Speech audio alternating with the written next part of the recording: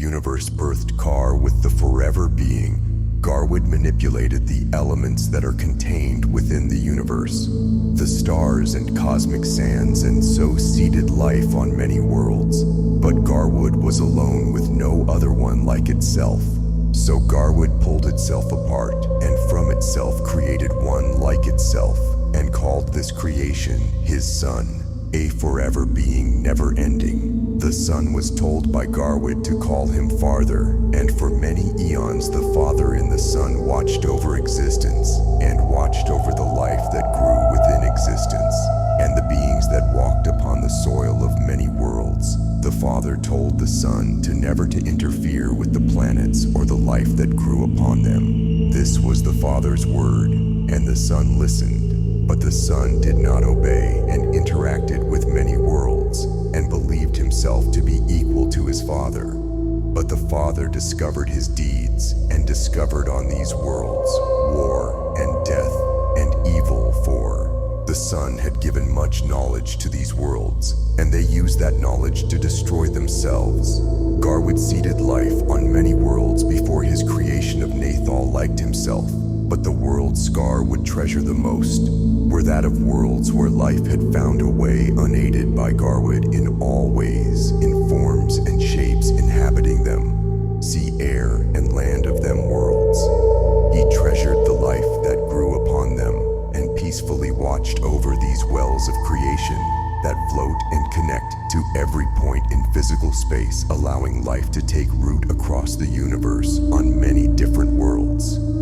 He loved them but was unable to interact with these beings on any meaningful level, as they were not of his body or of his will, unlike the beings on the worlds where he bound the water and stone. So his connection and influence on these worlds was strong, and so was Nathal's. So Nathal spoke to myra, Nathal spoke of Garwood and truth to Myra, and Myra wrote it down all in secret from Garwood, so not to anger Garwood, as Nathal promised not to influence the worlds within creation.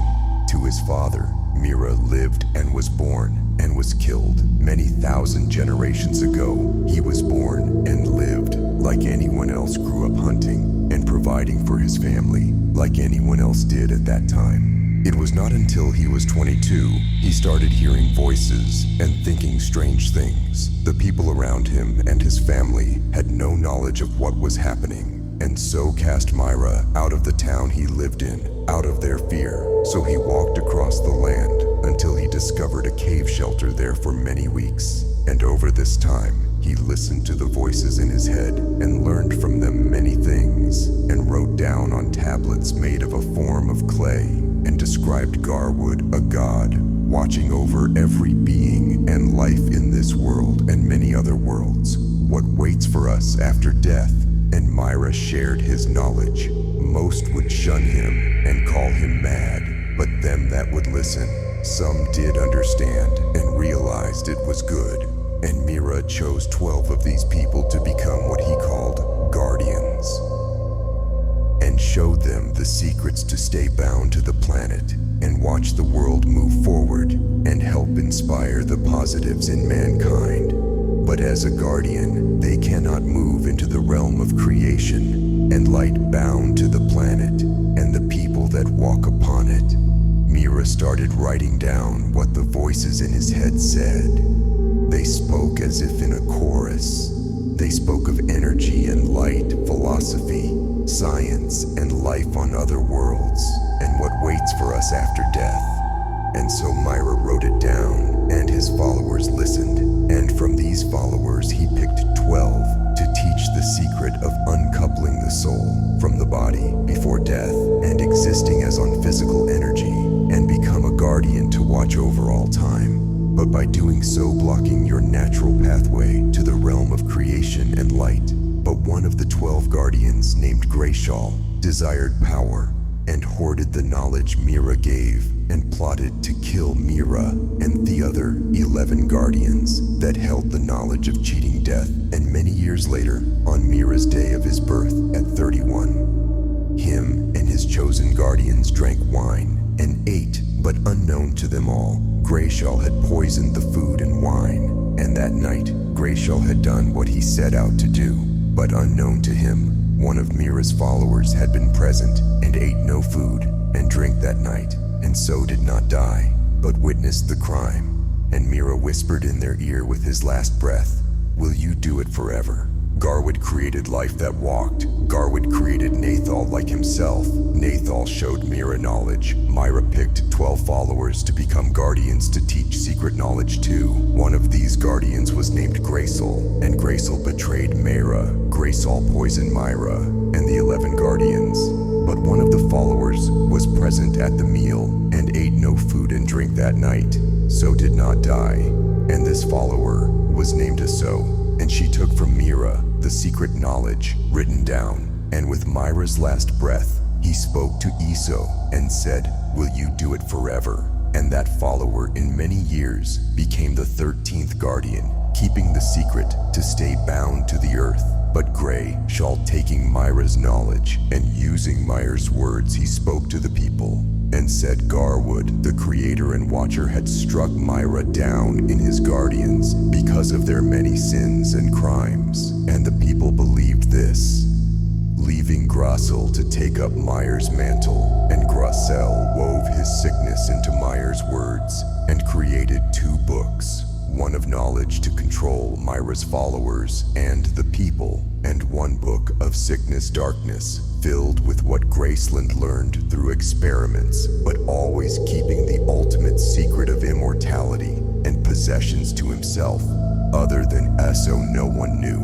This Grayshall was happy with himself and content, and after many years, it became Grayshall's time to die.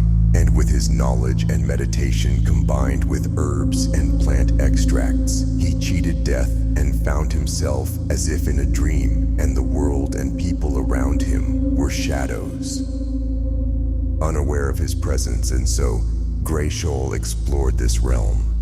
But he was alone and devised a means to return to the living. He discovered he could share ideas with living individuals and almost control their thoughts and control their actions by means of suggestions. This led him to achieve his ultimate goal and return to the world of the living. He knew by what Myra had toward the soul of the individual moves down a channel to the next stage of life.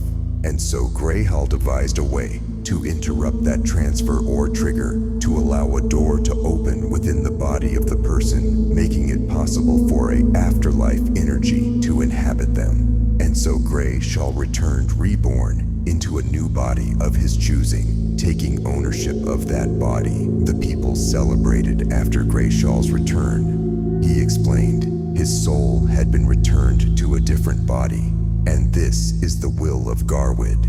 He spoke to the followers and people, cementing the people's faith in him. Myra, before his death at 31, had a wife and 3 children, 2 boys, 1 girl. But all were murdered because Grayshall had paid to have the bread of their evening meal poisoned, and the mother and 3 children died.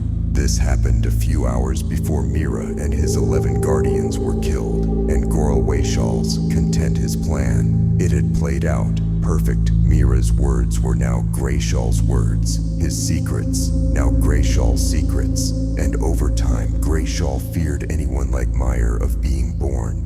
So after amassing great power and influence one night, Grayshall commanded children born with blue eyes to be killed. He believed because Myra had blue eyes, it was a sign of a divine connection to Garwood. Such individuals Grayshall could not allow to exist and challenge his power in the future. So with lamps and torches, Grayshall's followers went into the cities and towns and killed infants and newborns with blue eyes. Anyone over the age of work around 7 or 8 years of age were spared, as was Grayshall's instructions. After Grayshall's unphysical energy was able to return to the living by means of inhabiting and totally controlling the individual person's body. And so he carried on his religious rule for many lifetimes and enjoyed his position of wealth and power. When his body failed him, he would choose his next host for his unphysical energy to inhabit, and continued to rule with his religion while gathering great power. He was pleased he cheated death and never journeyed to the next stage of life, and never fully returned to the realm of creation and light. This was his greatest secret, the secret to cheating death. He never spoke of it to his followers, instead telling them his returnings was the will of Garwood.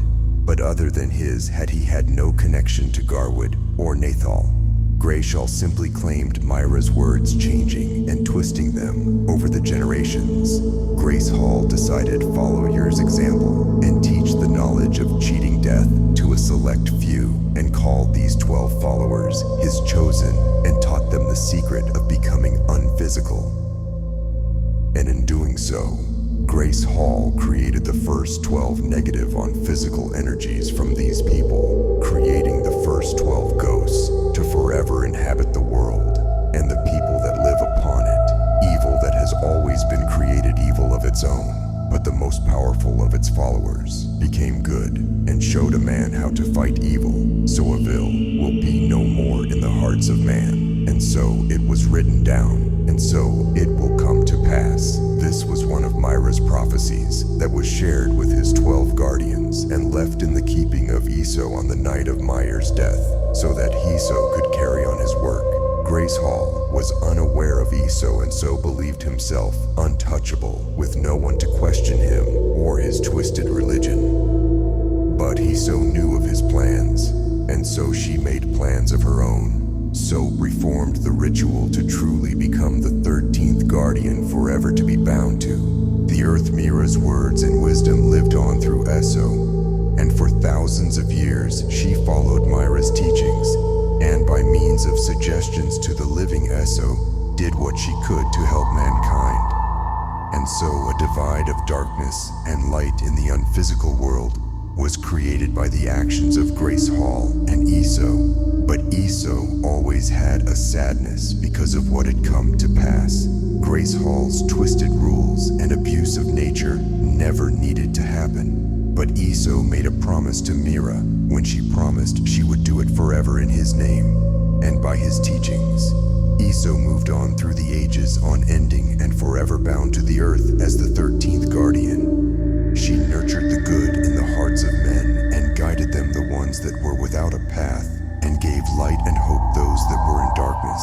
Such was Myra's wish for one day to create a paradise in this world, where all shadows could be seen and brought into the light, so darkness can become light, and through Myra and all that is promised, and in kindness, it will be provided for all from the body of the world, and the plants, animals that live upon it, in perfect balance, alongside mankind.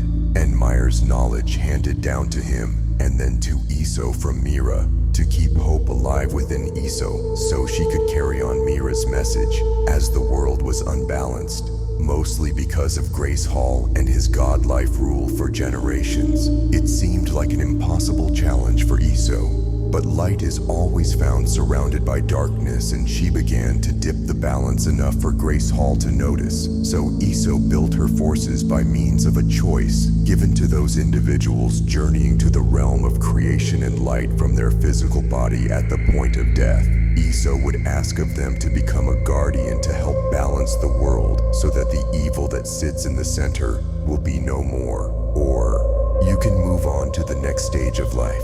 These people given a choice were chosen by Eso over their lifetime, and slowly balance of darkness and light was created in the unphysical world.